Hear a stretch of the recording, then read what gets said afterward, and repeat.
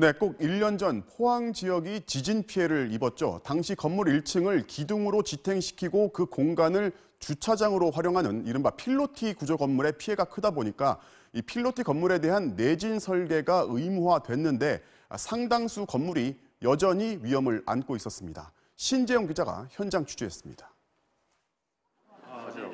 기둥 콘크리트가 우수수 떨어져 나갔고 철근도 모두 휘었습니다.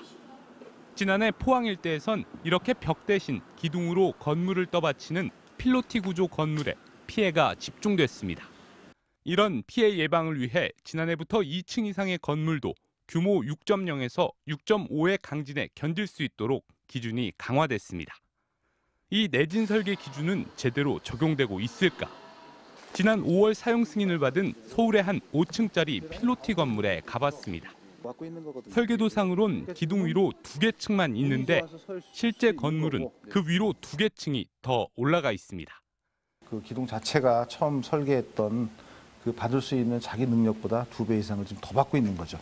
간신히 견디고 있다고 볼 수 있나 뭐 이런 정도라고 볼 수 있습니다. 인근의 또 다른 필로티 건물을 살펴봤습니다.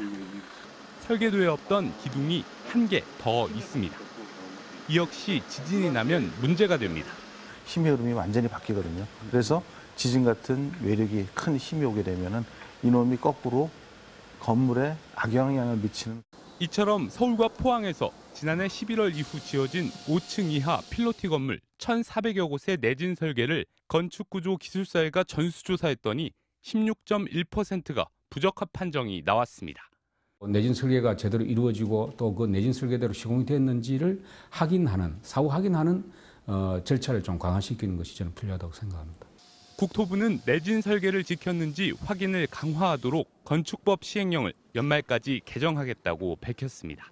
MBC 뉴스 신재용입니다.